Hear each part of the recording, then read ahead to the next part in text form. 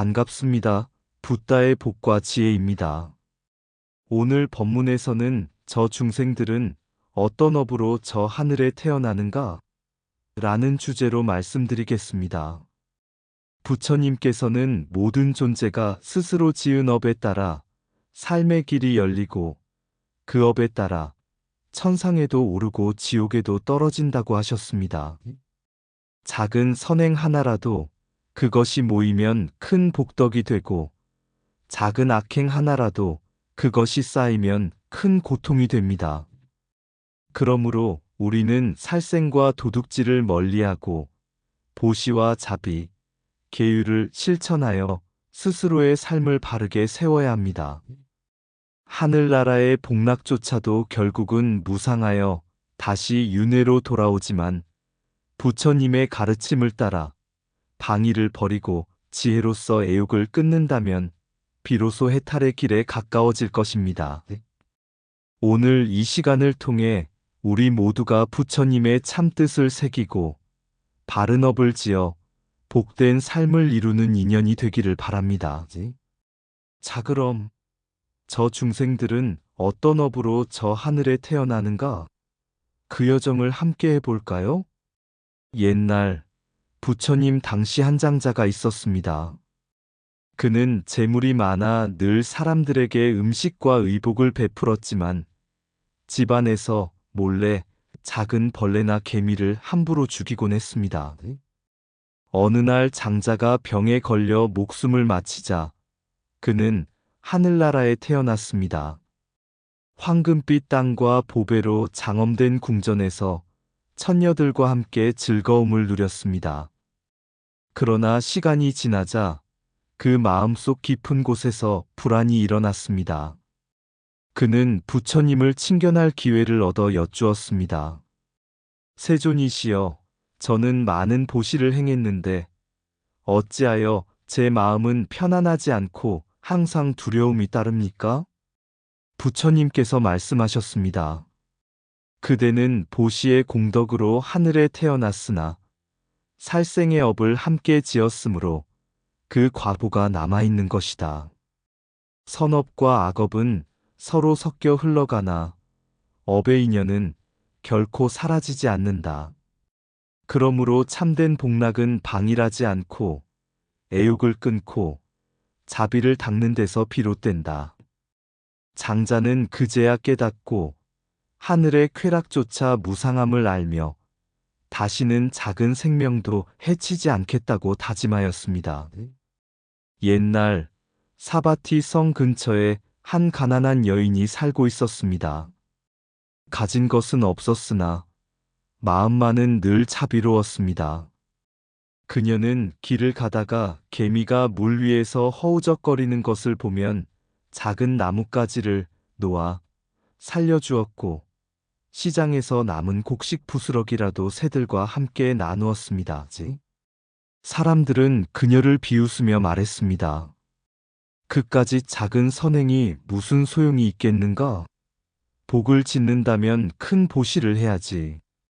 그러나 여인은 부처님께 들은 말씀을 기억했습니다. 한 방울의 물이 모여 큰 강을 이루듯 작은 선행도 쌓이면 큰 복덕이 된다. 세월이 흘러 여인은 병이 들어 세상을 떠났습니다. 그 순간 온몸에서 맑은 빛이 흘러나오더니 눈을 뜬 곳은 황금빛 땅과 보배나무가 가득한 하늘나라였습니다. 그곳에서는 꽃이 스스로 피어나 향기를 내고 생각만 하면 음식과 음악이 나타났습니다. 이는 바로 여인이 평생 살생을 멀리하고 계율을 지키며 작은 보시와 자비를 실천한 공덕이 열매 맺은 것이었습니다. 부처님께서는 제자들에게 말씀하셨습니다. 작은 선행이라도 가벼이 여기지 말라.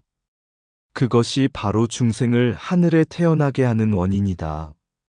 계율을 지키고 자비로 마음을 닦는 이는 반드시 복된 과보를 얻으리라. 작은 선행 한 조각도 무시하지 말라. 그것이 모여 천상으로 인도한다. 살생을 멀리하는 마음은 모든 생명을 존중하는 지혜의 씨앗이다. 보시는 가진 것의 크기가 아니라 자비의 넓이에서 시작된다. 계율은 억압이 아니라 해탈로 나아가는 바른 길이다. 한 방울의 물이 강을 이루듯 작은 복덕이 모여 큰 과보를 이룬다. 황금 땅과 보배나무의 장엄함도 결국은 무상하다. 천상락에 집착하면 다시 윤회에 묶이고 방위를 버리면 해탈에 이른다. 참된 복락은 밖에서 오는 것이 아니라 스스로의 선업에서 자라난다. 남의 목숨을 살린 이는 곧 자신의 생명을 빛나게 한다. 애욕은 하늘에도 있고 인간에도 있으니 오직 지혜로만 벗어날 수 있다. 계율을 지키는 마음은 내 삶의 울타리이자 중생을 지키는 방패다. 복덕은 쌓아 올릴수록 무겁지 않고 오히려 마음을 가볍게 한다. 오늘의 작은 자비가 내일의 하늘 세계를 연다. 천상 세계의 쾌락도 덧없으니 해탈의 기쁨에 비할 바 아니다. 업은 그림자와 같아 어디를 가도 따르니 오직 선업을 지어 빛으로 길을 열라. 옛날 한 수행자가 있었습니다. 그는 가난했지만 늘 계율을 지키고 보시를 행하며 살았습니다. 그 공덕으로 목숨을 마친 뒤 황금빛 땅과 보배 장식이 가득한 천상세계에 태어났습니다. 그곳에서는 꽃향기가 스스로 피어나고 마음속으로 맛있는 음식이 있기를 하고 바라는 순간 천상의 음식이 나타났습니다. 숲의 나무는 바람에 흔들릴 때마다 오묘한 음악을 내었고 처녀들은 그와 함께 웃고 즐겼습니다. 처음에 그는 감탄하며 말했습니다. 이곳이야말로 영원한 행복이로구나. 그러나 세월이 흐르면서 그의 마음은 점점 게을러졌습니다. 좌선할 마음도 자비심을 닦을 의지도 줄어들고 오직 쾌락을 더 바라며 탐욕에 빠졌습니다. 천녀와 함께하는 즐거움에 취해 애욕이 타올랐지만 그는 그것이 불길임을 깨닫지 못했습니다. 부처님께서 이를 아시고 말씀하셨습니다. 하늘나라의 쾌락은 큰 강의 물거품과 같아 곧 사라지고 만다. 방일은 독약과 같아 마음을 어둡게 하고 애욕은 족쇄와 같아 윤회의 길에 묶는다. 천상세계에 태어났다 하더라도 방일에 젖으면 곧 다시 지옥과 귀축생의 길로 떨어지느니라. 그제야 수행자는 자신이 애욕의 불에 휩싸여 있다는 것을 깨닫고 깊이 뉘우쳤습니다. 그는 다시 마음을 가다듬어 정진을 서원하며 하늘의 쾌락이 참된 행복이 아님을 알게 되었습니다. 하늘나라의 쾌락도 무상하니 방일에 빠지면 곧 고통으로 돌아간다. 애욕은 불길과 같아 천상에서도 타오르니 오직 지혜로만 꺼진다. 보배 궁전과 천상의 음악도 방일한 마음을 구하지는 못한다. 게으름은 작은 틈에서 시작해 큰 타락으로 흘러간다. 교만한 마음은 천상에 있어도 지옥의 문을 연다. 탐욕은 보배로도 채워지지 않고 오히려 더 큰 갈증을 낳는다. 방일은 달콤한 독약과 같아 마시는 자를 서서히 무너뜨린다. 참된 즐거움은 쾌락에 있지 않고 집착을 떠난 마음에 있다. 천상락은 꿈속의 그림자 같아 깨어나면 허무하다. 애욕은 족쇄와 같아 중생을 끝없는 윤회에 묶는다. 천녀의 노래보다 고요한 선정이 더 큰 기쁨을 준다. 쾌락은 잠시 마음을 달래지만 방일은 영원한 고통을 낳는다. 지혜 없는 천상락은 오히려 타락의 문을 연다. 애욕을 끊는 이는 천상락보다 더 밝은 해탈의 빛을 본다. 방일을 버린 한 걸음이 천상락보다 귀한 열반으로 이끈다. 옛날 한 왕이 있었습니다. 그는 정직하고 백성을 아끼는 마음으로 많은 선업을 쌓았고 목숨을 마친 뒤 장엄한 천상세계에 태어났습니다. 그곳에서 그는 황금 땅을 밟으며 끝없이 이어지는 쾌락과 음악, 천녀들의 환대를 누렸습니다. 그러나 세월이 흐르자 그는 문득 의문을 품었습니다. 이 즐거움이 과연 영원할 수 있는가? 그 순간 하늘 궁전의 꽃이 시들고 음악의 소리가 점차 사라지기 시작했습니다. 이는 그의 천상업이 다해감을 알리는 징조였습니다. 두려움에 빠진 왕은 부처님께 귀의하여 여쭈었습니다. 세존이시여, 저는 선업으로 천상에 태어났지만 어찌하여 다시 타락의 두려움에 사로잡히는 것입니까? 부처님께서 말씀하셨습니다. 복덕의 힘으로 천상에 태어날 수 있으나 그것은 무상하여 영원하지 않다.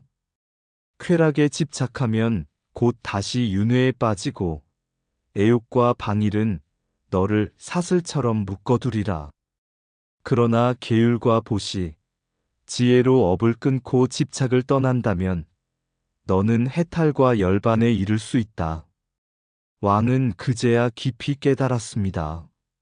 참된 복락은 천상에 있는 것이 아니라 업을 끊고 자유로워지는 데 있구나.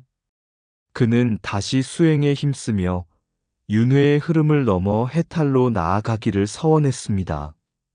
살생을 멀리하는 이는 곤충 하나의 생명에서도 큰 자비를 배운다. 선업을 쌓은 이는 그 복덕으로 하늘에 태어나나 방이라면 곧 타락한다. 보시하는 마음은 스스로를 밝히는 등불이 된다. 애욕은 하늘에서도 사라지지 않으니 오직 지혜로서만 끊을 수 있다. 작은 죄라도 뉘우치고 고치면 큰 선업으로 돌아간다. 타인의 목숨을 살리는 이는 천상에서도 빛나는 존재가 된다.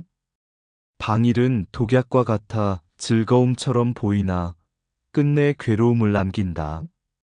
계율을 지키는 이는 스스로를 보호하고 남도 보호한다. 보배로운 공덕은 금은보다 귀하며 업의 힘은 세월보다 강하다. 천상락도 잠시일 뿐 열반만이 참된 안식이다. 애욕은 달콤한 불길과 같아 깨닫지 못하면 스스로를 태운다.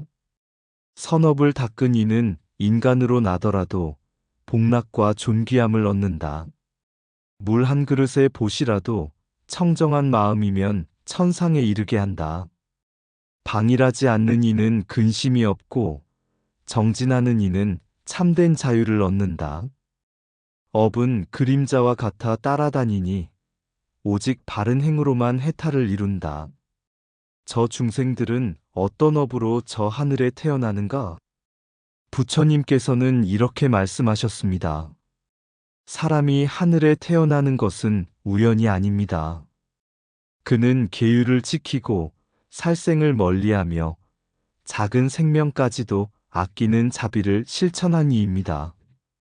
또한 보시를 행하며 남을 이롭게 하고 선업을 닦아 기쁜 마음으로 남과 나누는 사람입니다. 그러나 하늘에 태어났다고 해도 그곳이 끝이 아닙니다. 하늘의 즐거움도 결국 무상하여 애욕과 방일에 젖으면 다시 타락하여 인간, 악귀, 축생, 지옥에 떨어질 수 있습니다. 이것이 바로 윤회의 길입니다. 그러므로 참된 도는 단순히 천상에 태어나는 데 있지 않고 윤회의 사슬을 끊는 데 있습니다. 계율을 지키고 방위를 멀리하며 지혜와 자비를 닦는 자만이 열반의 해탈을 얻어 더 이상 괴로움의 길을 걷지 않게 됩니다.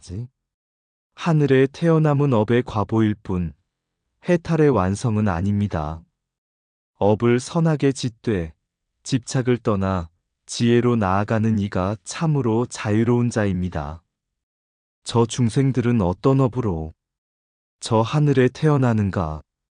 한 줌의 물을 건네주며 목마른 이를 적시는 마음, 작은 곤충조차 살리려는 자비의 손길에서 비롯되네.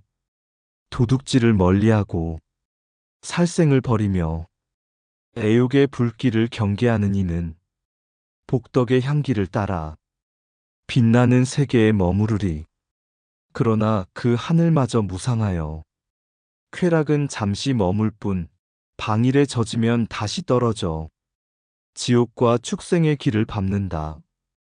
부처님 말씀하시니 참된 길은 오직 하나, 윤회의 굴레를 끊고 열반의 해탈에 드는 것, 저 하늘에 태어나는 복도, 지혜와 자비의 씨앗도 모두 마음이 지은 바 없다라 길은 갈라지나 깨달음은 누구나 닿을 수 있으리. 이상 붓다의 복과 지혜였습니다. 오늘도 복지 구족한 날 되세요. 구독과 좋아요는 붓다의 복과 지혜를 밝히는 큰 자비의 등불이 됩니다.